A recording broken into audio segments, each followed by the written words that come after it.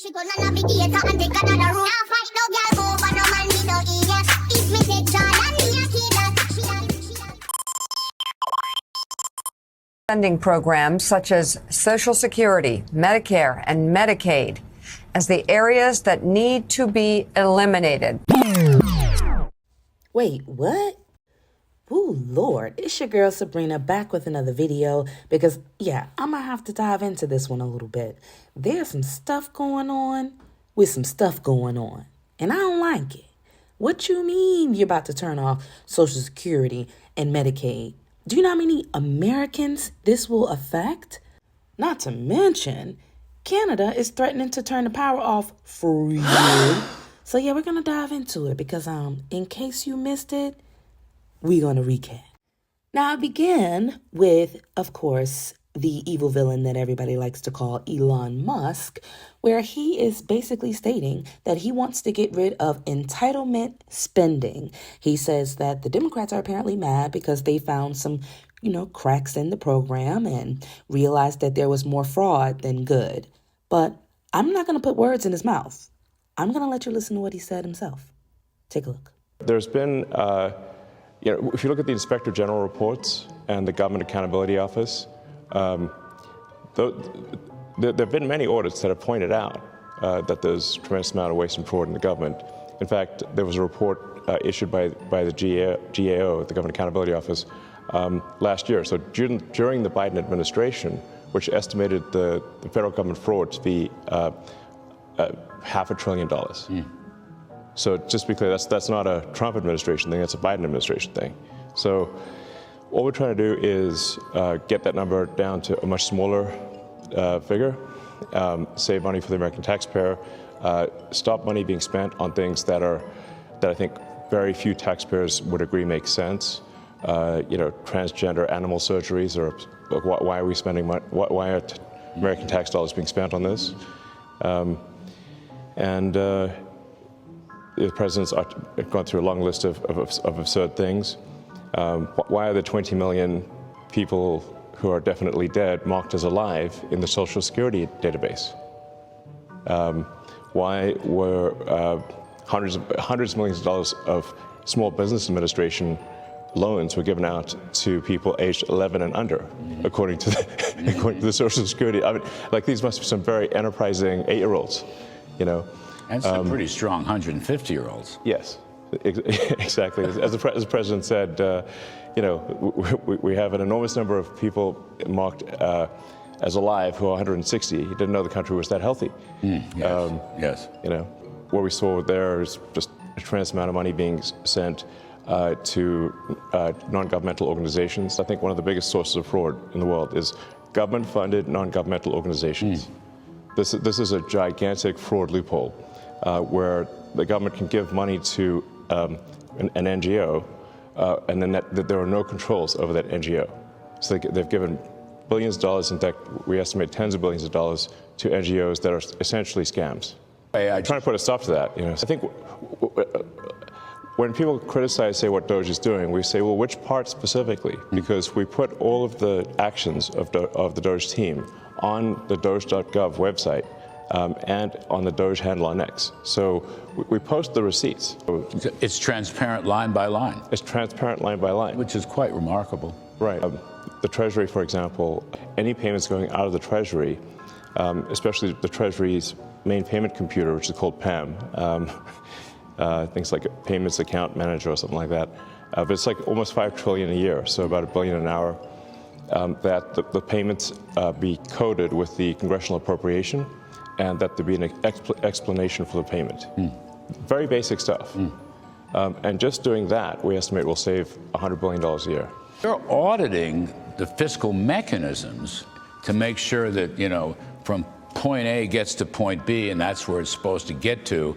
In some cases, it doesn't get there, or in some cases, it may go over there. But it's not a policy exercise. You're not changing laws.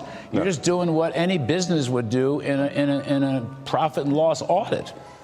I think we're really what we're adding here is caring and competence. There's a massive amount of fraud of basically people submitting Social Security numbers for Social Security benefits, unemployment, Small Business Administration loans, and medical, where those are fake Social Security numbers, or they're stolen somebody else's Social Security number, and we're trying to put a stop to all of that. What tends to happen is that the bureaucracy, frankly, is in control, and they largely ignore the politically appointed people. It's not a bureaucracy that necessarily enforces or implements presidential policy. They don't. In fact, they try their best to thwart presidential policy. So the president is the elected representative of the people. And if the president cannot get things implemented as a reflection of the will of the people, then what we have is not a democracy, we have a bureaucracy. We have rule of the bureau, not rule of the people. And that's what we're trying to defeat here is the bureaucracy and have rule of the people. I mean, after listening to all of that, I understand where Elon is coming from. You know, they're basically just trying to get some straightening for the betterment of the people. However, even with all of this transparency, it's still hard to take in that so many millions of people will be affected while this government audit goes on. Whew. It's a lot going on in these government streets. And yes, I do the messy news, so I gotta include the government because they're extra messy for no reason. Speaking of messy, Canada, specifically Ontario, they want to turn the lights off, baby. They want you in the dark. Take a listen as the Premier of Ontario, Mr. Doug Ford, gives us a piece of his mind. Or not us, New tariff Donald threat. Trump. For weeks now, we've been faced with so much uncertainty coming from President Trump. Each day brings new tariff threats. Now, President Trump is threatening tariffs on steel and aluminum. He's pointing his finger at dairy and lumber, shifting timelines, different excuses, chaos and confusion. It's hurting workers, it's hurting businesses, it's hurting investments, and it's hurting families on both sides of the border. It needs to end. That's why I've been crystal clear. Until these tariffs are off the table, until the threat of tariffs is gone for good, Ontario will not relent. We will not back down, pausing some tariffs, making last-minute exemptions. It won't cut it. We need to end the chaos once and for all. We need to sit down, work together, and land a fair deal. A deal that gives businesses the confidence to invest. A deal that gives workers the security they need and deserve. Until then, Ontario will keep up the fight. We will apply maximum pressure to maximize our leverage. That's why today we're moving forward with a 25% surcharge on electricity exports. For the 1.5 million American homes and businesses that Ontario powers, homes and businesses in Minnesota, Michigan, and New York. This surcharge will cost families and businesses in these states up to $400,000 each and every single day. On an average, this will add around $100 per month to the bills of hardworking Americans. Let me be clear, I will not hesitate to increase this charge. If necessary, if the United States escalates, I will not hesitate to shut the electricity off completely. To shut the electricity off completely. I do not want to do this.